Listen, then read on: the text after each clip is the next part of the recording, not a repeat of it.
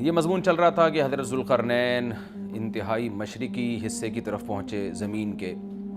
وہ علاقے فتح کرنے کے بعد پھر حضرت ذوالقرنین نے زیادہ تر مفسرین کی رائے کے مطابق شمال کا رخ کیا. قرآن میں نہیں ہے کہ نارتھ کی طرف گئے یا ساؤتھ کی طرف گئے، لیکن کچھ چیزیں بدیہی ہوتی ہیں. آبادی ظاہر ہے اس وقت نارتھ ہی کی طرف زیادہ تھی، ساؤتھ کی طرف آبادی بہت بعد میں دنیا میں آئی ہے، اور اب بھی بہت کم آبادی ہے ساؤتھ کی طرف.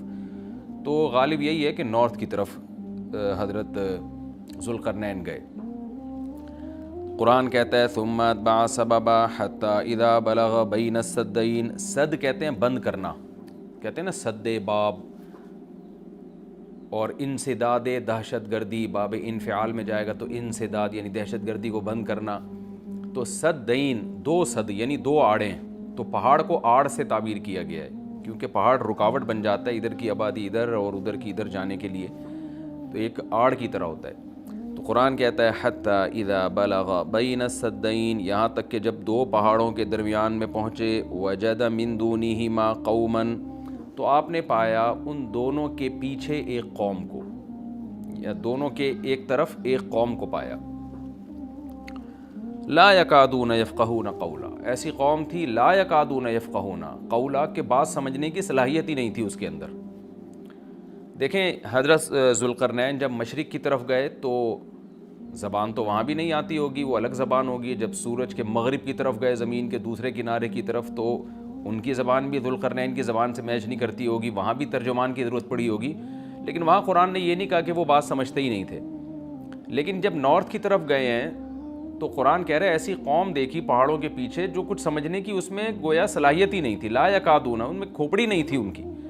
تو اس لیے زیادہ تر مفسرین اس طرف گئے ہیں کہ یہ کوئی وحشی قوم تھی. کوئی وحشی قوم ہوتی ہے نا جنگلوں میں جو رہنے والے، جیسے میں نے ایک ولاگ بنایا تھا، مسائی قوم ایک جنگل میں رہتی ہے، تو جنگلی قسم کی قوم تھی. کوئی ہو سکتا ہے پتے وتے جسموں پہ ڈھانپتے ہوں اور بالکل درندوں کی طرح جانوروں کی طرح رہتے ہوں. تو اس ٹائپ کی قوم تھی کہ اوپر کھوپڑی ان کی خالی تھی، بات سمجھنے کی صلاحیت نہیں تھی ان میں. قالوا یا ذا القرنین، وہ ذوالقرنین سے آ کے کہنے لگے ان یاجوج و ماجوج مفسدون فی الارض. کیا ذوالقرنین آپ اللہ کے نیک بزرگ ہیں، آپ آئے ہیں اللہ اللہ سکھا رہے ہیں لوگوں کو، دین کی دعوت دے رہے ہیں، توحید کی دعوت دے رہے ہیں، تو ایک کام ہمارا کر دیں کہ ایک قوم ہے یاجوج اور ماجوج جس نے زمین میں فساد مچا کے رکھا ہوا ہے. اب سوال یہ پیدا ہوتا ہے کہ جب اس قوم میں کچھ سمجھنے کی صلاحیت ہی نہیں تھی تو ان کو یہ کیسے پتہ چل گیا کہ یہ ذوالقرنین اللہ کے نیک بندے ہیں؟ اور پھر ان سے بات چیت بھی ہوئی اور ذوالقرنین نے ان کو آگے یہ بھی بتایا کہ میں دونوں پہاڑوں کے درمیان سیسا پلائی ہوئی دیوار بنا کے ان پہاڑوں کو بند کر دوں گا، اس میں میرے ساتھ یہ تعاون کرو. تو یہ سب کانورزیشن ہوئی کیسے؟ تو اس کا جواب آسان ہے. ظاہر ہے جتنی بھی بیوقوف قوم ہو، کسی نہ کسی طریقے سے اشاروں سے، ترجمان سے، مختلف طریقوں سے اس کو، تھے تو بہرحال انسان نا، کوئی گدھے گھوڑے یا کوئی بندر تو نہیں تھے انسان. تو قرآن کا منشا صرف یہ ہے کہ ان کے ساتھ ذوالقرنین کو سمجھنے اور سمجھانے میں بہت زیادہ پریشانی ہوئی. تو مقصد صرف یہ بتانا ہے کہ ایک بہت ہی کوئی بیوقوف قسم کی قوم تھی.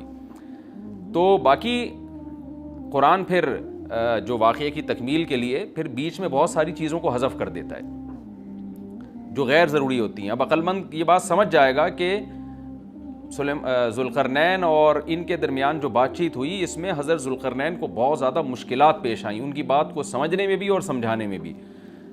تو آگے پھر قرآن جو ہے نا کہ جو ان کا جو بڑا مقصد تھا وہ بہرحال حاصل ہو گیا. وہ اشاروں سے ہوا ہو، وہ کوئی ترجمان کے ذریعے ہوا ہو، یا کسی بھی طرح سے ہوا ہو، تو حضرت ذوالقرنین نے بھی کوئی حل نکالا ہوگا نا کہ اس قوم کی بات کو سمجھنے کی ہم کوشش کریں. ان کو بہرحال دین کی دعوت دی ہوگی.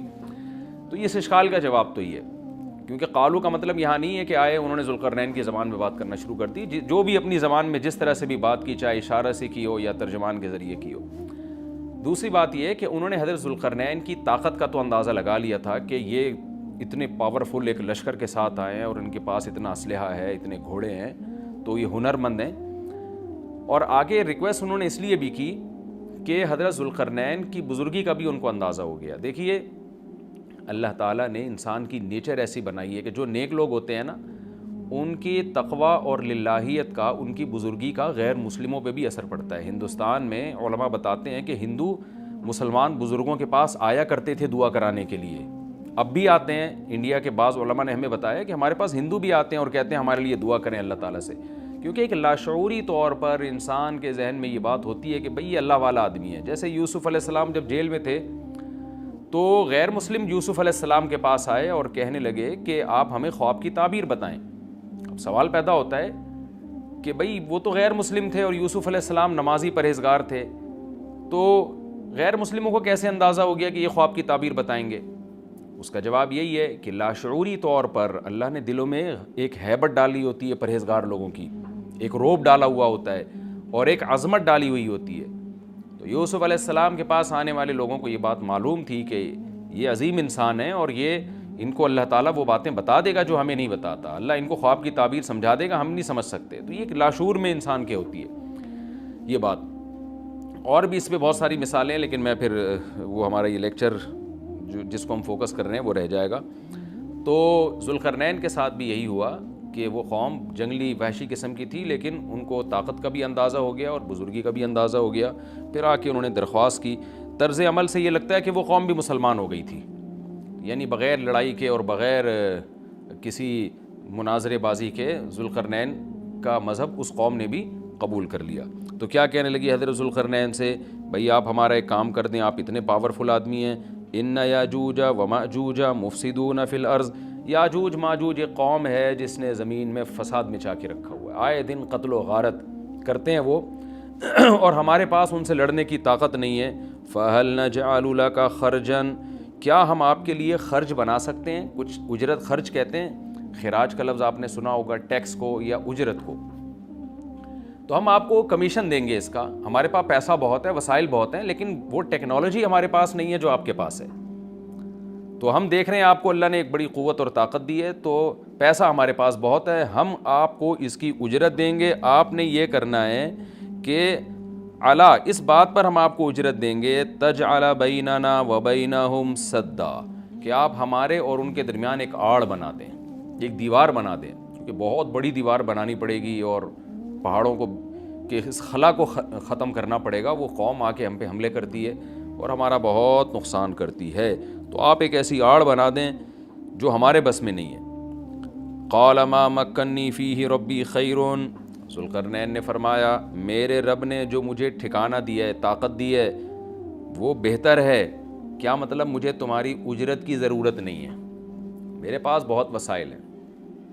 دیکھیں استغنا بہت بڑی نعمت ہے. سلیمان علیہ السلام کا بھی یہی انداز تھا, جب ملکہ سبا نے ہدیے دے کے بھیجا نا, تو سلیمان علیہ السلام نے بھی یہ فرمایا تھا, ما آتانی اللہ خیر مما آتاکم, مجھے جو اللہ نے وسائل دیے ہیں وہ تم سے بہت زیادہ ہیں. تو ایسے موقع پہ اس طرح کی بات کرنا یہ تکبر نہیں کہلاتا, بلکہ یہ عین شکر ہے کہ بھئی میں کیوں کسی سے مانگوں. آپ نے بعض دفعہ مالداروں کو دیکھا ہوگا, وہ یہ جملہ کہتے ہیں بھئی ہم کسی کے محتاج نہیں ہیں.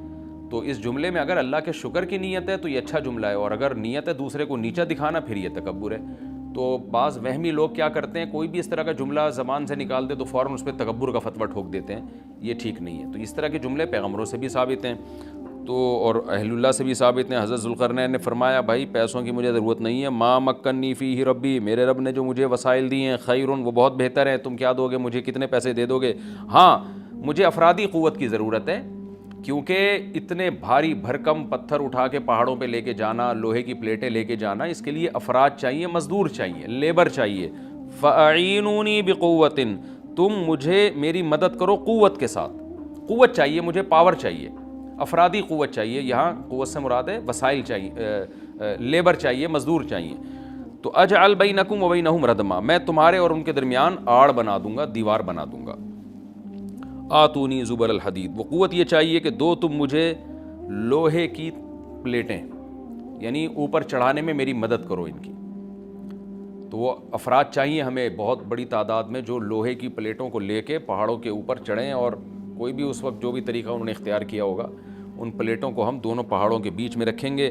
حتیٰ اذا ساوا بین الصدفین, یہاں تک کہ جب دونوں کنار, صدف کہتے ہیں پہاڑ کے کنارہ, دونوں کناروں کے درمیان ان لوہے کی پلیٹوں کو. اچھا یہاں بھی اندماج ہے, صنعت اندماج کا مطلب بہت سے واقعات قرآن بیچ میں حذف کر رہا ہے. تو ایسا ہی نہیں ہے کہ بنی بنائی پلیٹیں, انہوں نے کوئی اسٹیل مل تھی اور وہ پلیٹیں پہلے سے تیار رکھی ہوئی تھیں. ظاہر ہے ذوالقرنین نے کیا کیا, لوہا جمع کیا پہلے. حضرت ذوالقرنین نے کس قدر محنت لگی ہوگی, پہاڑوں کے درمیان بہت زیادہ لوہا چاہیے.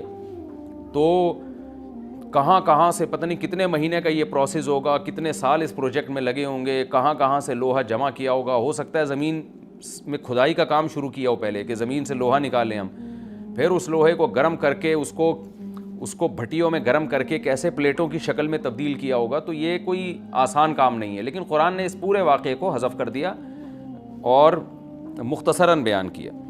آتونی زبر الحدید, جو لوہے کی پلیٹیں ہم نے تیار کی ہیں وہ لا کے دو. حتی اذا ساوا بین الصدفین, جب ان پلیٹوں کو دونوں پہاڑوں کے بیچ میں ایسے ایسے نصب کرنا شروع کر دیا.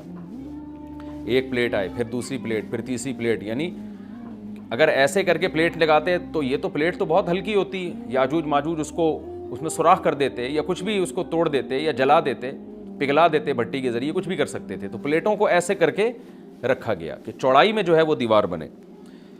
قال انفخوا, تو ذوالقرنین نے کہا اب ان میں آگ بھڑکاؤ. انفخوا کا مطلب پھونک مارنا ہے, لیکن یہاں پھونک سے بھٹی کی جو گرم کرنے کے لیے جو ہوا ڈالی جاتی ہے نا, جو جیسے آپ نے دیکھا ہوگا نا پرانے زمانے میں خواتین جو تھیں, وہ بوڑھی مائیں کیا کرتی تھیں, دادیاں, وہ ایک پائپ لے کے نا کوئلوں میں پھونک مارتی تھیں. اس سے کیا ہوتا ہے, وہ ٹیمپریچر بڑھتا ہے. آج بھی میں نے گاؤں دیہاتوں میں دیکھا ہے بھٹیوں میں کہ وہ ہوا کا پریشر بنانے کے لیے انہوں نے کچھ دیسی قسم کی مشینیں لگائی ہوئی ہوتی ہیں. ایک صاحب کو میں نے دیکھا وہ سائیکل کا پہیے پہ پتہ نہیں کون سی مشین لگائی ہوئی ہے, اس سائیکل گھمائے جا رہے ہیں, ادھر سے ہوا نکل رہی ہے اور وہ لوہا پگھلنا شروع ہو گیا. تو بھٹی میں جو پہلے زمانے میں ٹیمپریچر بڑھایا جاتا تھا وہ ہوا کا پریشر بڑھا کے ہی بڑھایا جاتا تھا, یا ہو سکتا ہے کوئی گیس ہو جس کا پریشر بڑھانے کو انفخو سے تعبیر کیا جا رہا ہے. حتی اذا جعلہ نارا, یہاں تک کہ جب ان پلیٹوں کو بہت زیادہ گرم کر دیا اور آگ کی طرح, وہ پلیٹیں بیچ میں نصب کر کے نا آگ کی طرح پگھلنے لگیں, پانی کی طرح وہ پگھلنے لگیں. تو قال آتونی افرغ علیہ قطرہ, جب وہ گرم ہو گئی نا بہت زیادہ, تو پہلے سے تانبا پگھلا کے رکھا ہوا تھا. یہاں بھی وہی تفصیل ہے کہ حضرت ذوالقرنین نے جو اتنا زیادہ تانبا پگھلا کے پہلے سے بالکل وہ پانی کی طرح تانبا پگھلایا ہوا تھا. میں نے دیکھا ہے جو کاپر ہے پگھلتا ہوا بھٹیوں میں, مجھے تو ایسی چیزیں دیکھنے کا بڑا شوق ہے. تو وہ اتنا زیادہ اس کا ٹیمپریچر ہوتا ہے نا کہ ایسا لگتا ہے جیسے جہنم کی آگ ہے. اللہ ہم سب کو محفوظ رکھے. تو میں کبھی کبھار جب یہ آیت پڑھتا ہوں تو میں سوچتا ہوں کہ کتنا بڑی مقدار میں حضرت ذوالقرنین نے کہاں کہاں سے تانبا جمع کیا ہوگا, پھر اس کو کیسے اس زمانے میں, جو صدیوں پرانی بات ہے, جب ٹیکنالوجی نے اتنی ترقی نہیں کی تھی, اس کا تو عشر اشیر بھی نہیں تھا, لیکن کیسے اس کو پگھلایا ہوگا انہوں نے, حضرت ذوالقرنین نے. تو وہ کسی دیگڑے میں جناب اتنا زیادہ, پھر دیگ کہاں سے لائے ہوں گے, وہ دیگ تو خود پگھل جائے گی. اس کے لیے مخصوص قسم کی ایک کوئی میٹل ہوتا ہے کہ اس کا ٹیمپریچر اور تانبے کا ٹیمپریچر میں فرق ہوتا ہے, کہ تانبا جس ٹیمپریچر پہ پگھلے گا تو اس دھات کو, تانبے کو جس دیگ میں ڈالا جائے وہ اس ٹیمپریچر پہ نہ پگھلتا ہو, یا کوئی پتھر کی دیگ ہوگی, جو بھی ہوگا, لیکن بہرحال یہ ساری چیزیں محیر العقول ہیں. تو حضرت ذوالقرنین نے پہلے سے بہت بڑی مقدار میں تانبے کو پگھلا کے رکھا ہوا تھا. اب انہوں نے کہا کہ آتونی افرغ علیہ قطرہ, قطر کہتے ہیں تانبے کو. اب یہ جو ہے دو مجھے یہ, میں اب ان پلیٹوں کے اوپر جو گرمی سے جو پگھل رہی ہیں نا, ان کے اوپر تانبا ڈال دوں گا. یعنی تانبا ڈالنے کا مقصد کیا تھا کہ دونوں پلیٹوں کے درمیان جو خلا ہے وہ پر ہو جائے, اور پلیٹوں کو پگھلانے کا مقصد یہ تھا کہ پلیٹیں اور تانبا آپس میں مکس ہو جائیں, یعنی ایک یکجان ہو جائیں وہ. کیونکہ جب ایک چیز گرم کر کے دوسری گرم چیز کے ساتھ ملائی جاتی ہے نا, تو وہ اس کے اجزاء ایک دوسرے میں داخل ہو جاتے ہیں اور وہ بالکل یکجان ہو جاتا ہے. تو آتونی افرغ علیہ قطرہ, دو مجھے یہ تانبا, میں اس کے اوپر انڈیل دوں گا. تو وہ دیگیں تانبے کی پگھلا کے پہاڑوں پہ چڑھایا گیا ان دیگوں کو, اور پھر وہ لوہے کی پلیٹوں کے بیچ میں جو خلا تھا نا, ان خلا میں وہ تانبے کا جو پگھلا ہوا تانبا تھا پانی کی شکل میں, اس پگھلے ہوئے تانبے کو ڈال دیا گیا. تو وہ یکجان ہو کر ایک بہت مضبوط آہنی دیوار بن گئی. فَمَا اسْطَاعُوا أَن يَظْهَرُوهُ, اب یاجوج ماجوج میں اس کی استطاعت نہیں رہی کہ اس پہ چڑھ سکیں. وَمَا اسْتَطَاعُوا لَهُ نَقْبًا, اور اس دیوار میں نقب کی استطاعت بھی نہیں رہی. کتنا لمبا سوراخ کریں گے اس کو کھود کے, یہ بھی ان کے لیے ممکن نہیں رہا. جب اتنا زبردست پروجیکٹ چند مہینوں میں یا چند سالوں میں مکمل ہوا, یا چند دنوں میں, اس کی حقیقت اللہ ہی جانتا ہے, لیکن یہ بہت بڑا پروجیکٹ تھا, بہت ایک شاندار کام تھا جو شاید اس زمانے میں بہت مشکل ہو. تو اس زمانے میں آپ سوچیں کہ کتنا مشکل ہوگا، لیکن ذوالقرنین نے جب اس پروجیکٹ کو مکمل کیا، قال ھذا رحمۃ من ربی، وہی بات، تکبر نہیں کیا کہ میرا کمال ہے، دیکھا اور پھر شو بازی شروع کی، نا نا نا نا نا، ھذا رحمۃ من ربی، یہ میری رب کی طرف سے رحمت ہے۔ دیکھیں سلیمان علیہ السلام بھی یہی الفاظ تھے نا جب تخت سامنے آ گیا، ھذا من فضل ربی، یہ میرے رب کا فضل ہے۔ تو انبیاء اور نیک لوگ اللہ ان سے جب بھی کوئی عجیب کام لیتا ہے تو فوراً اللہ کی طرف نسبت کرتے ہیں، پھر وہ دنیا کی بے ثباتی بھی دکھاتے ہیں کہ انہی چیزوں میں پڑھ کے نہ رہ جانا۔ فوراً ذوالقرنین نے کیا کہا، فَإِذَا جَاءَ وَعْدُ رَبِّي، جب میرے رب کا وعدہ آئے گا نا، جَعَلَهُ دَكَّا، اللہ اس کو توڑ تاڑ دے گا۔ مطلب یہ دنیا کی ترقی ہے، یہ ہے فنا ہونے والی، دل لگانے کی چیز نہیں ہے۔ تو ایسا نہ ہو کہ اس سے دل لگانا شروع کر دو اور اسی میں بس کے رہ جاؤ اور اللہ کو بھول جاؤ اور اپنی ترقیوں پہ ناز کرنا شروع کر دو۔ فَإِذَا جَاءَ وَعْدُ رَبِّي، جب میرے رب کا وعدہ آئے گا، جَعَلَهُ دَكَّا، اسے توڑ تاڑ کے برابر کر دے گا۔ وَكَانَ وَعْدُ رَبِّي حَقًّا، اور میرے رب کا وعدہ سچا ہے۔ وعدے سے مراد کیا ہے؟ دونوں مراد ہو سکتے ہیں، یا تو قیامت مراد ہو سکتی ہے کہ قیامت میں سب چیزیں ہی ٹوٹ جائیں گی، یا جو احادیث میں آیا ہے کہ جب یاجوج ماجوج قرب قیامت میں ظاہر ہوں گے تو وہ دیوار ختم ہو جائے گی، یا تو وہ مراد ہے۔ وَتَرَكْنَا بَعْضَهُمْ يَوْمَئِذٍ يَمُوجُ فِي بَعْضٍ، اور ہم ان میں سے بعض کو، یعنی جو یاجوج ماجوج ہیں ان میں سے بعض کو، یومئذ، جس دن ایسا ہوگا، جس دن اللہ کا وعدہ آئے گا اور یہ دیوار ٹوٹے گی، یموج فی بعض، ہم ان کو ایسا کر دیں گے کہ یہ ایک دوسرے میں گھس رہے ہوں گے۔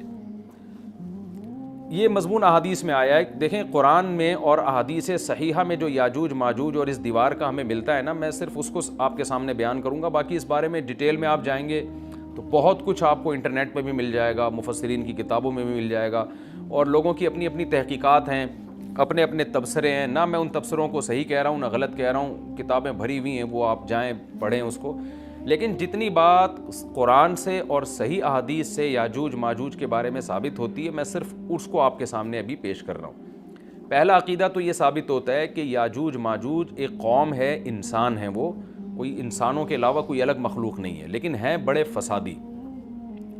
دوسری بات، یہ بہت قدیم ہے، ذوالقرنین جب گئے تو اس سے پہلے کی یہ قوم ہے اور زمین میں پہلے سے فساد مچا رہی ہے، لیکن بہت زیادہ ان کی کثرت نہیں تھی جتنی کثرت قرب قیامت میں ہوگی، کیونکہ نسل ان کی بہت تیزی کے ساتھ بڑھ رہی ہے۔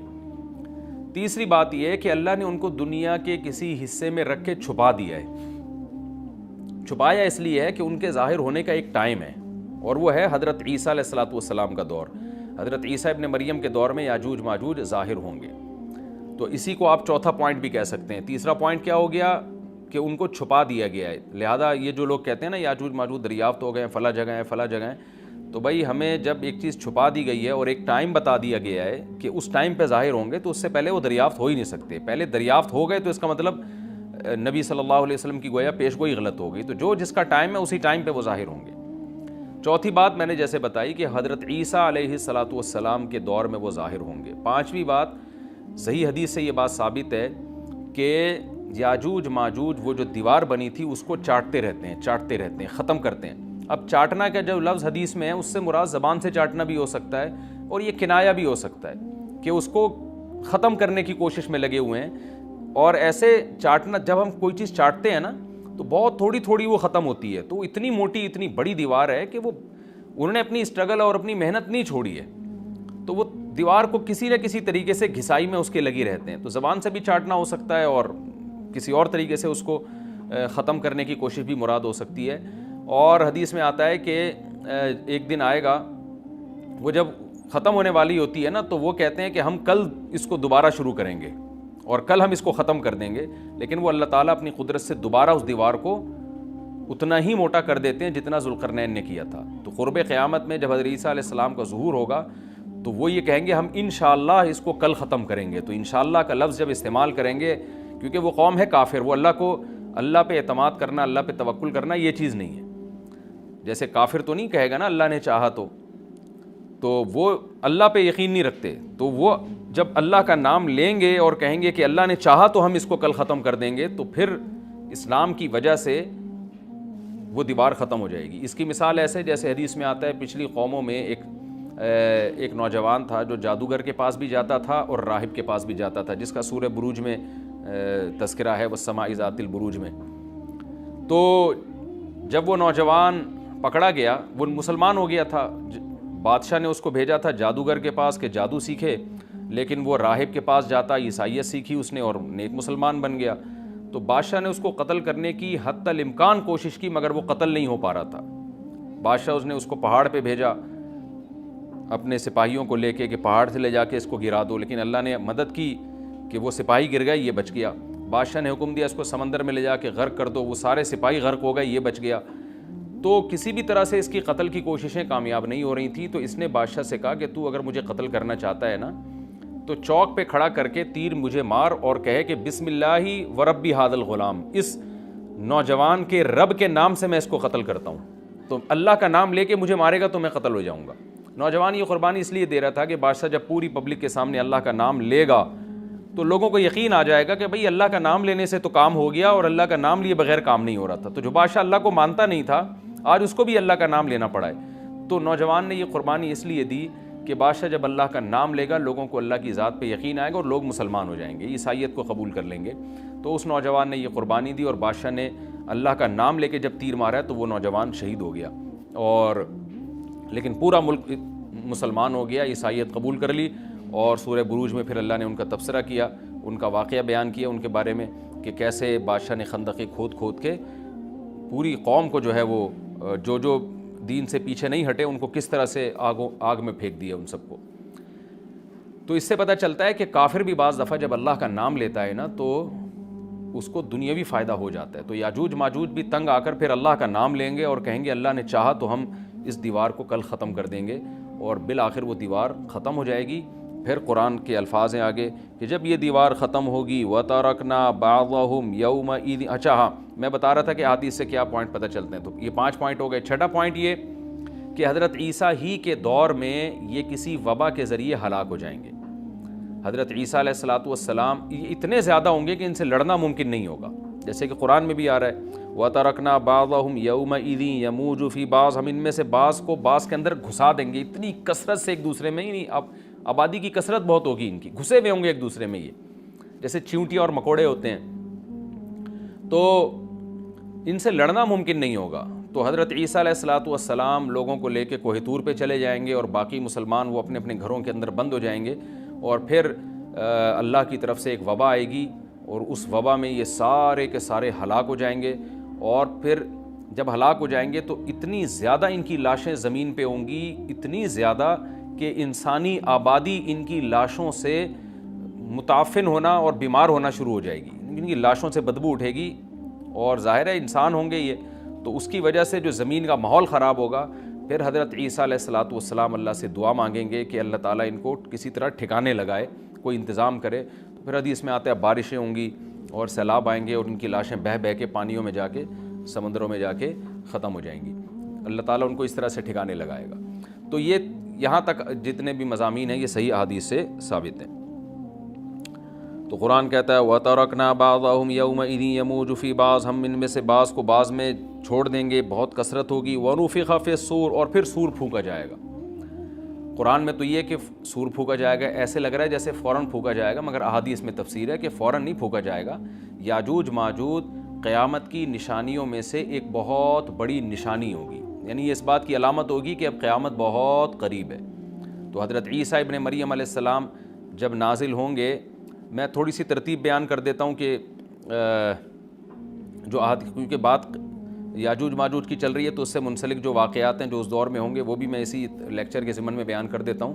ہمیں صحیح حدیث سے یہ پتہ چلتا ہے کہ قرب قیامت میں جب مسلمان بہت قسمہ پرسی میں ہوں گے تو خراسان سے لشکر اٹھے گا۔ خراسان یہ افغانستان اور ایران کا حصہ، اس علاقے کو نبی صلی اللہ علیہ وسلم کے دور میں خراسان کہا جاتا ہے، جس میں قندھار بھی آتا ہے، ایران کا بھی حصہ آتا ہے اس میں۔ تو یہاں سے لشکر اٹھے گا، مجاہدین لڑیں گے بہت بڑی تعداد میں، دنیا میں جہاد ہوگا کیونکہ مسلمان ظلم کی چکی میں پس کے تنگ آ چکے ہوں گے، اور لڑتے لڑتے حدیث میں آتا ہے اتنی بڑی بڑی لڑائیاں ہوں گی کہ 1/3 مسلمان شہید ہو جائیں گے اس میں، 1/3 مجاہدین جو لڑنے والے ہوں گے، اور 1/3 جو ہوں گے وہ میدان جنگ سے بھاگ جائیں گے، اور 1/3 کو اللہ فتح عطا فرمائے گا۔ تو جو 1/3 میدان جنگ سے بھاگ جائیں گے، نبی صلی اللہ علیہ وسلم نے فرمایا ان کی توبہ کبھی قبول نہیں ہوگی۔ جو 1/3 شہید ہو جائیں گے وہ افضل ترین شہداء ہوں گے اس وقت کے، اور 1/3 کو اللہ تعالیٰ غلبہ عطا فرمائیں گے۔ ایک واقعہ تو ہمیں قرب قیامت میں نبی صلی اللہ علیہ وسلم سے یہ ملتا ہے صحیح حدیث سے۔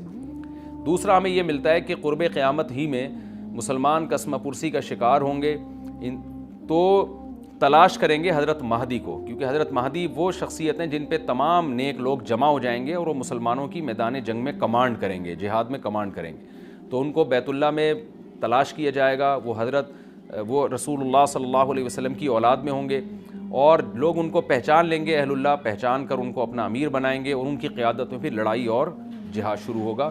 اور یہ لڑائی جب دمشق میں لڑائی ہو رہی ہوگی تو دمشق میں عصر کی نماز کے وقت حضرت مہدی، میں نے جو یہ کہا کہ دمشق میں لڑائی ہو رہی ہوگی، مقصد یہ نہیں ہے کہ دمشق کوئی میدان جنگ بنا ہوا ہوگا، مقصد یہ ہے کہ وہ مجاہدین کا لشکر دمشق میں ہوگا عصر کی نماز کے وقت، لڑائی چاہے کسی اور میدان میں ہو رہی ہو، لیکن احادیث میں ہمیں دمشق کا تذکرہ ملتا ہے۔ تو دمشق میں حضرت شام کا تذکرہ ملتا ہے، اور جو قرائن ہمیں ملتے ہیں وہ دمشق کی ایک خاص مسجد ہے، وہ مسجد حضرت مفتی تقی عثمانی صاحب اور مفتی رفیع عثمانی صاحب نے اس کو ہائی لائٹ بھی کیا، لیکن وہ یقینی نہیں ہے، یہ خوب سمجھے، انہوں نے اس کا بھی تبصرہ کیا کہ اس کے بارے میں کوئی یقین نہیں ہے۔ تو حضرت مہدی عصر کی نماز پڑھا رہے ہوں گے، لوگ امامت میں آپ کے پیچھے کھڑے ہوں گے، یہاں تک کہ مسجد کے مینار پر، آج بھی وہ مینار موجود ہے جس کے بارے میں غالب گمان ہے کہ یہ وہ مینار ہے جہاں حضرت عیسیٰ علیہ السلام نازل ہوں گے، غالب گمان کے درجے میں کہا جا سکتا ہے، ورنہ پھر اسی کے اڑوس پڑوس میں کوئی مسجد ہوگی۔ میرا اگر شام جانا ہوا تو انشاءاللہ میں ارادہ ہے کہ میں ولاگ میں اس مسجد کا بھی تذکرہ کروں گا، اس جگہ کا بھی تذکرہ کروں گا، لیکن میں پہلے یہ بات بتا دوں کہ وہ 100% یقینی نہیں ہے، ایسا نہ ہو کہ اس مسجد کے مینار پہ چڑھ کے لوگ جو ہے وہ اس کے کوئی مینار کو ہی چاٹنا شروع کر دیں تبرک کے طور پہ۔ تو عصر کی نماز کا ٹائم ہوگا، حضرت عیسیٰ ابن مریم علیہ السلام فرشتوں کے کندھوں پہ ہاتھ رکھ کے نیچے اتریں گے نماز کے ٹائم پہ، یعنی آسمان سے مینار تک آئیں گے، اور پھر مینار سے آپ کے لیے سیڑھیاں لگائی جائیں گی، سیڑھیوں کے ذریعے مینار سے نیچے اتریں گے اور لوگ ان کو پہچان لیں گے۔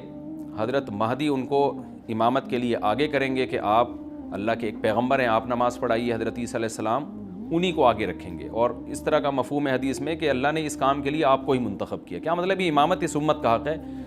تو حضرت عیسیٰ ابن مریم علیہ السلام کا جو کام ہوگا وہ جہاد ہے اور یہودیوں سے انتقام لینا، کیونکہ یہودیوں نے اپنے خیال میں حضرت عیسیٰ کو قتل کیا تھا، تو اللہ نے یہودیت ہی کے خاتمے کے لیے اور دجال کے خاتمے کے لیے عیسیٰ ابن مریم کو نازل کیا ہے۔ حضرت مہدی سے پہلے ہی دجال ظاہر ہو چکا ہوگا۔ دجال کے بارے میں حدیث میں آتا ہے کہ ہر پیغمبر نے اپنی امت کو دجال کے فتنے سے ڈرایا ہے۔ اچھا، یہ دجال ایک ایسی شخصیت ہے جس کا یہودی انتظار ہم سے زیادہ کر رہے ہیں، کیونکہ یہودی اس کو اپنے لیے نجات دہندہ سمجھتے ہیں، جبکہ حدیث میں آتا ہے کہ دجال کانا ہوگا اور اس کا خدائی کا دعویٰ ہوگا، اس کے پاس کچھ ایسی طاقتیں ہوں گی کہ مردے کو زندہ کر دے، زندہ کو مار دے، ایک طرف اس کے باغ ہوگا، ایک طرف اس کے آگ ہوگی، جو اس پر ایمان لائے گا اس کو باغ میں داخل کرے گا، اور جو اس پر ایمان نہیں لائے گا اس کو آگ میں داخل کرے گا۔ اور رسول اللہ صلی اللہ علیہ وسلم نے فرمایا اس کی جو آگ ہے حقیقت میں وہ جنت کا باغ ہوگا، اور اس کا جو باغ ہے حقیقت میں وہ جہنم کی آگ ہوگی۔ تو جو نبی کی باتوں پہ یقین کرتے ہیں وہ دجال کے فتنے سے محفوظ رہیں گے۔ اور حدیث میں سورہ کہف کی بھی تلاوت کا حکم ہے، جمعے کے دن جو کہف کی تلاوت کرتا ہے اللہ اس کو دجال کے فتنے سے محفوظ رکھتا ہے۔ اب آپ دیکھیں یہ سورہ کہف میں ہی قیامت کی علامات کا تذکرہ ہے نا، تو شاید اسی وجہ سے کیونکہ جو سورہ کہف پڑھتا رہے گا وہ یاجوج ماجوج کے واقعات بھی پڑھتا رہے گا اور اللہ کی قدرت کے واقعات بھی پڑھتا رہے گا، تو دجال کے فتنے سے اللہ اس کو اس برکت سے بچا کے رکھیں گے، فتنے سے محفوظ رکھیں گے۔ تو وہ ایسی طاقتیں دکھائے گا، بے وقوف لوگ اس پہ ایمان لے آئیں گے۔ حدیث میں آتا ہے کہ کانا کبھی بھی خدا نہیں ہو سکتا، یعنی اس کی تو ایک آنکھ ہوگی نہیں، لیکن بے وقوف لوگ اس کے یہ کچھ ظاہری کمالات دیکھیں گے، یہ نہیں دیکھیں گے کہ یہ تو شکل بھی اس کی اچھی نہیں ہے، یعنی خدا کم از کم جمال والا ہوتا ہے نا، یہ تو ہے بھی کانا، اور اس کے بڑا بڑا کافر بھی لکھا ہوا ہوگا واضح طور پر جس سے پتہ چلے گا۔ لیکن احمق اور بیوقوف لوگ جیسے روحانی عاملوں کے کچھ شعبدے دیکھ کر ان پہ سے متاثر ہو جاتے ہیں نا، روحانی عاملوں کے شعبدے دیکھ کے، تو ایسے ہی دجال کے شعبدے دیکھ کے متاثر ہوں گے۔ تو بہت لوگوں کو، خلقت کو، بہت بڑی امت کو گمراہ کرے گا دجال، اہل اللہ کو اللہ تعالیٰ اس کے فتنے سے محفوظ رکھے گا۔ پھر حضرت عیسیٰ ابن مریم جب نازل ہوں گے تو وہ دجال کو قتل کریں گے۔ حدیث میں آتا ہے کہ نیزے کے ذریعے گھوڑے پہ بیٹھ کے قتل کریں گے۔ علماء نے اس حدیث کا دو مطلب بیان کیے ہیں کہ یا تو اس کا مطلب یہی ہے کہ واقعی گھوڑے پہ بیٹھیں گے، نیزہ استعمال کریں گے، زمین جو ہے وہ اتنی پہلے اس سے جنگیں ہو چکی ہوں گی کہ لوگ دوبارہ تلواروں گھوڑوں کی طرف آ جائیں گے، اس بات کا امکان ہے، ہر ملک ایٹمی طاقت بن چکا ہے، تو اگر یہ ایٹم بم سارے ملک آپس میں چلا دیں تو ہم دوبارہ گدے گھوڑوں والی زندگی پر آ جائیں گے، ٹیکنالوجی ساری تباہ و برباد ہو جائے گی، انسان کی ترقی۔ تو اس بات کا بھی امکان ہے کہ کوئی اس سے پہلے ہو سکتا ہے کوئی ایسی جنگ عظیم ہو کہ انسانیت دوبارہ پہاڑوں پتھروں کے دور میں آ جائے، لیکن ظاہر یہ معلوم ہوتا ہے کہ رسول اللہ صلی اللہ علیہ وسلم نے جو کلام کیا ہے، ظاہر ہے اس دور کے لحاظ سے جو لوگوں کے جہاں تک جو لوگوں کی مینٹل اپروچ ہے وہاں تک، تو نبی صلی اللہ علیہ وسلم میزائل یا اور ٹینکوں کا تذکرہ کرتے تو کیا سمجھ میں آتا؟ تو گھوڑے سے مراد ہے جو اس زمانے کا گھوڑا ہوگا، اور نیزے سے مراد ہے اس زمانے کا جو اسلحہ ہوگا، کیونکہ نیزہ نبی کے دور کا ایک مناسب اسلحہ تھا اور گھوڑا نبی کے دور کی میدان جنگ کی ایک مناسب سواری تھی۔ تو اس سے یہ بھی پتہ چلتا ہے کہ ہو سکتا ہے عیسیٰ ابن مریم نیزے کے بجائے کلاشنکوف کا استعمال کر لیں، تو یعنی وہ نیزہ جو ہے وہ اس کلاشنکوف کی یا جو بھی اسلحہ اس وقت حضرت عیسیٰ ابن مریم استعمال کریں گے اس کی ایک تعبیر ہے، تو اس کا بھی پورا امکان ہے۔ تو ہمیں بہرحال اتنا ایمان ہمارے لیے ضروری ہے کہ دجال کو قتل کرنے والی جو ذات ہے جو شخصیت ہے وہ عیسیٰ ابن مریم علیہ الصلاۃ والسلام ہے۔ تو حضرت عیسیٰ کے ذریعے اللہ تعالیٰ دجال کو قتل کریں گے، اور حضرت عیسیٰ کی قیادت میں زبردست جہاد ہوگا۔ حدیث میں آتا ہے کہ عیسیٰ ابن مریم اس دنیا کو امن سے بھر دیں گے، اتنا امن ہو جائے گا اور اتنی مالی فراوانی ہوگی، اتنی مالی، کیونکہ دنیا میں مال بہت ہے، ڈسٹریبیوشن صحیح نہیں ہے، جو تقسیم ہے نا مال کی وہ ظالمانہ ہے، جس کی وجہ سے غریب سے غریب تر ہے، امیر سے امیر تر ہے۔ حضرت عیسیٰ ابن مریم ایسا نظام قائم کریں گے کہ جس سے مال کی صحیح تقسیم ہو، اور لوگ اٹھیں گے زکوٰۃ کا مستحق تلاش کریں گے اور لوگوں کو زکوٰۃ کا مستحق نظر نہیں آئے گا، غریب تلاش کرنا مشکل ہو جائے گا۔ یعنی ایک آدمی، حدیث کے مفہوم ہے کہ زکوٰۃ لے کے گھومتا رہے گا اور اس کو کوئی غریب نہیں ملے گا، اتنی مالی فراوانی ہو جائے گی۔ پھر ترمذی کی روایت میں آتا ہے کہ اللہ کی طرف سے برکتیں ایسی نازل ہوں گی کہ بڑے بڑے انار پیدا ہوں گے، بڑے بڑے انگور پیدا ہوں گے، زمین اپنی برکتیں کھول دے گی، اور حضرت عیسیٰ علیہ السلام خنزیر کو بھی دنیا سے ختم کر دیں گے خنزیر کی نسل کو ختم کر دیا جائے گا، وَيَضَعُ الْجِزْيَةَ، اور جزیہ کا نظام ختم، اما الاسلام و اما السیف، یا تو تلوار یا اسلام، اس کے علاوہ نہیں۔ تو نبی صلی اللہ علیہ وسلم کو اللہ نے جس مقصد کے لیے دنیا میں بھیجا تھا اس مقصد کی جو تکمیل ہے وہ عیسیٰ ابن مریم کے ذریعے۔ باقی اس میں حکمتیں کیا ہیں اس پر میرے الگ سے بیانات موجود ہیں کہ اللہ نے حضرت عیسیٰ ابن مریم کا انتخاب کیوں کیا اس کام کی تکمیل کے لیے، اسی امت میں کوئی کیوں منتخب نہیں کر لیا، یا یہ کہ پیغمبر صلی اللہ علیہ وسلم ہی کے ذریعے پوری دنیا میں اسلام کو غالب کر دیا جاتا، اس میں کیا حکمتیں ہیں، اس پر میرے الگ سے بیانات موجود ہیں۔ ابھی تو میں کوشش کرتا ہوں کہ تفسیر سے میں جو ٹو دا پوائنٹ بات ہے اس سے یہاں اس لیکچر میں نہ ہٹوں۔ تو اسی وقت حضرت عیسیٰ ابن مریم اس کو یاجوج ماجوج کو قتل کریں گے اور دنیا انصاف سے بھر جائے گی، اور اللہ تعالیٰ نے جو پیغمبروں کو دنیا میں بھیجا تھا اس کا مقصد کیفیت اور کمیت دونوں لحاظ سے حاصل ہو جائے گا۔ اس کے بعد پھر آہستہ آہستہ دنیا میں زوال شروع ہوگا، اور پھر جب پوری دنیا کے لوگ زوال کا شکار ہوتے ہوتے کفر کی طرف جائیں گے، گناہوں کی طرف، اور حدیث میں آتا ہے جب تک ایک شخص بھی اللہ کا نام لینے والا ہوگا اس دنیا پر قیامت نہیں آئے گی، یہاں تک کہ آخری شخص جب دنیا سے اٹھے گا جو اللہ کا نام لیا کرتا تھا، تو اس کے بعد اللہ تعالیٰ سور پھونکیں گے، جبریل کو حکم دیں گے سور پھونکنے کا، اور اس دنیا کو تباہ و برباد کر دیا جائے گا۔ تو آگے قرآن کہتا ہے وَنُفِخَ فِي الصُّورِ، اور پھر سور میں پھونکا جائے گا، فَجَمَعْنَاهُمْ جَمْعًا، پھر ہم ان تمام انسانوں کو جمع کر دیں گے، وَعَرَضْنَا جَهَنَّمَ يَوْمَئِذٍ لِّلْكَافِرِينَ عَرْضًا، اور قیامت کے دن ہم جہنم کو یومئذ، جس دن ایسا ہوگا یعنی جس دن سور پھونکا جائے گا، یہ دوسرا سور مراد ہے، للکافرین عرضا، کافروں کے سامنے پیش کر دیں گے، الذین کانت اعینہم فی غطاء عن ذکری، یہ وہ لوگ ہیں جن کی آنکھیں میری یاد سے پردے میں پڑی ہوئی تھیں، یعنی میری یاد کی چیزیں ان کو نظر ہی نہیں آتی تھیں، غفلت میں پڑی ہوئی تھی جن کی آنکھیں، وَكَانُوا لَا يَسْتَطِيعُونَ السَّمْعَ، اور یہ سننے کی صلاحیت بھی نہیں رکھتے تھے، نہ حق بات سنتے تھے نہ حق دیکھتے تھے، بس اپنے خواہشات کی جو چیزیں ہیں وہ ان کو اچھی لگتی تھیں اور وہی ان کو سمجھ میں آتی تھیں۔ تو یہ ہمارا رکوع الحمدللہ کمپلیٹ ہو گیا۔ اس رکوع میں ہمیں بہت سارے اسباق ملتے ہیں، میں نمبر وار اس کو مختصراً بیان کر دیتا ہوں۔ پہلی بات تو یہ کہ دیکھیں اللہ تعالیٰ نے کیسے کیسے بادشاہ دنیا میں بھیجے ہیں اور کتنے پاورفل بادشاہ۔ حضرت ذوالقرنین کا نام ہی قرن والا، دو کناروں والا، زمین کے بہت بڑے حصے کو حضرت ذوالقرنین نے فتح کیا، اور اللہ کے نیک بندے کیسے اللہ کے راستے میں لڑتے رہے ہیں۔ تو یہ جو لوگ بیٹھ جاتے ہیں نا بس عبادت کرو اور لڑائی وڑائی اسلام میں ہے ہی نہیں، یہ دنیا میں کوئی بھی عقل مند اس نظریے کا حامی نہیں ہوگا۔ تو طاقت اور قوت کی اسلام میں بہت زیادہ اہمیت ہے۔ اس سے ہمیں یہ بھی پتہ چلتا ہے کہ اپنے ملک کی، خاص طور پر اسلامی ملک کی جو فوجی قوتیں ہیں، جو فوجی طاقتیں ہیں، ان کی ہمیں قدر کرنی چاہیے. کیونکہ اگر کوئی بھی ملک عسکری لحاظ سے کمزور ہو جائے، کیونکہ اللہ تعالیٰ تو جو عسکری لحاظ سے طاقتور قومیں تھیں اللہ نے ان کا کتنا تذکرہ کیا. ہاں وہ اللہ کے باغی نہ ہوں. تو اسلامی ملک میں کوئی بھی اسلامی کنٹری ہے، چاہے سعودی عرب ہے، چاہے پاکستان ہے، چاہے ترکی ہے، کوئی بھی اسلامی کنٹری ہے، اس کی فوج کی قدر کرنی چاہیے، کیونکہ اسی کی وجہ سے ملک کا بارڈر محفوظ ہوتا ہے. اگر مسلمان عسکری لحاظ سے کمزور ہونا شروع ہو جائیں تو کافر ہمیں گاجر مولی کی طرح کاٹنا شروع کر دیں، اسلام دشمن قوتیں ہمیں کھا جائیں، ختم کر دیں ہمیں کھا کے. تو نیک قوتوں کو اپنی بقا کے لیے ہمیشہ سے ایک اسلحے کی اور طاقت کی ضرورت رہتی ہے. اس کی اہمیت اسلام میں بہت زیادہ ہے. موسیٰ علیہ الصلوۃ والسلام کے بعد کتنے بڑے بڑے جنگی کمانڈر پیدا ہوئے. ذوالقرنین کا اللہ نے کیسا تذکرہ کیا. ذوالقرنین کی عبادت کا کہیں بھی تذکرہ نہیں، حالانکہ وہ بڑے عبادت گزار بھی تھے. داؤد علیہ السلام کی عبادت کا تذکرہ بھی ہے، ان کی تلوار اور طاقت کا تذکرہ بھی ہے. تو اللہ تعالیٰ جہاں عبادت کا تذکرہ کرتے ہیں تو طاقت اور قوت کا بھی تذکرہ کرتے ہیں. اس سے عسکری لحاظ سے اپنے آپ کو مضبوط کرنے کی اہمیت کا ہمیں پتہ چلتا ہے کہ اسلام میں اس کی بڑی اہمیت ہے. تو کسی بھی اسلامی ملک کی فوج کا مورال کسی بھی لحاظ سے ڈاؤن نہیں ہونا چاہیے، اور عسکری لحاظ سے وہ کسی بھی لحاظ سے کمزور نہیں ہونی چاہیے. اور اس کو چاہیے کہ اعدوا لهم ما استطعتم من قوہ پر عمل کرے، کہ قرآن کہہ رہا ہے روز بروز اپنی طاقت اور قوت میں اضافہ کرنے کی کوشش کرو. اس سے مسلم قوم کو کبھی بھی غافل نہیں ہونا چاہیے، اور کوئی بھی ایسا کام جس سے مسلمان قوتیں اور طاقتیں کمزور ہونا شروع ہو جائیں، اس کام سے ہمیں بچنا چاہیے. دوسری بات ہمیں یہ پتہ چلی کہ اللہ تعالیٰ نے اہل اسلام کے ذمے پوری دنیا کی ذمہ داری لگائی ہے، کسی ایک ملک کی نہیں. جتنے بھی پیغمبر آئے ہیں جب وہ دنیا فتح کرنا شروع کی ہے تو کہیں رکے نہیں ہیں وہ کہ بھئی یہاں تک، اس سے آگے نہیں جانا. ان کی صلاحیت ہی ختم ہو گئی ہو، وسائل ہی ختم ہو گئے ہوں تو الگ بات ہے.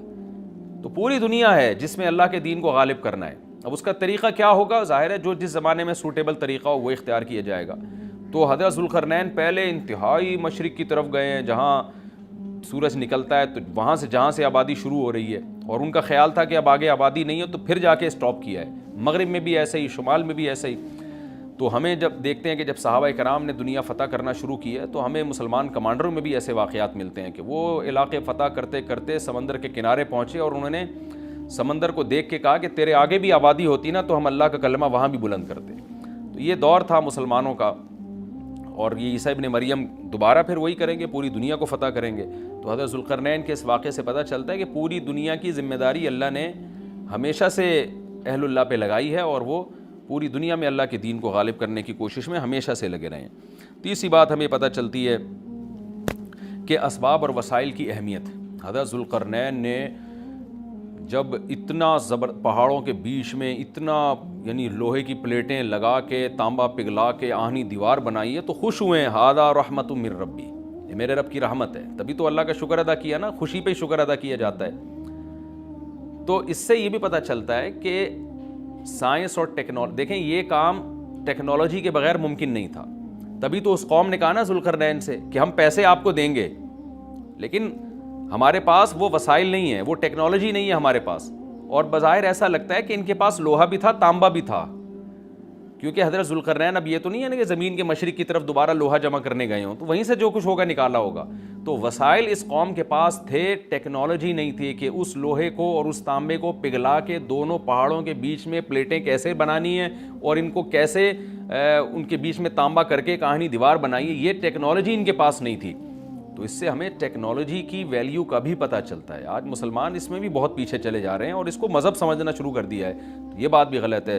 حضرت ذوالقرنین نے اتنی طاقت اور قوت کا استعمال کیا اور اتنے زبردست طریقے سے اس وقت جو بھی اس سوٹیبل ٹیکنالوجی تھی اس کا استعمال کر کے دو پہاڑوں کے بیچ کے راستے کو بند کر دیا اور اس پہ خوشی منائی حضرت ذوالقرنین نے. یہ نہیں کہا کہ بھئی اس سے کچھ بھی نہیں ہوتا، اصل میں تو بس انسان کو چاہیے کہ وہ اللہ اللہ کیا کرے بیٹھ کے، اور یہ کیا اللہ سے بس مدد مانگو، اللہ ہی. یاجوج ماجوج کے بارے میں ان کو کہہ دیتے ہیں ذوالقرنین کہ تم سب رات کو تہجد میں اٹھ کے دعائیں مانگو، اللہ یاجوج ماجوج سے تمہیں بچا لے گا. نہ حضرت ذوالقرنین نے کہا دعائیں بھی مانگو، یقیناً حکم دیا ہوگا دعائیں مانگنے کا، لیکن ہم پورے اسباب اور وسائل استعمال کریں گے، لوہے کی پلیٹیں بنائیں گے، تانبے کو پگھلائیں گے، اوپر چڑھائیں گے اور اس طرح سے پوری مضبوط دیوار بنائیں گے. آج مسلمان ہاتھ پہ ہاتھ رکھ کے بیٹھ گیا ہے اور وظیفوں میں اور جو ہے بس وہ چند صبح شام کے وظیفے پڑھ کے وہ سمجھتا ہے کہ ساری دنیا کے سارے مسائل کا حل اس سے ہو جائے گا.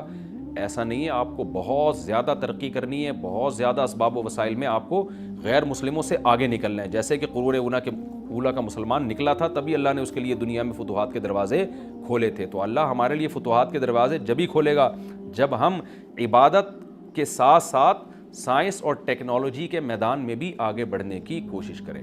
اور ہمیں قرب قیامت کی علامتیں بھی اس رکوع میں پتہ چلتی ہیں.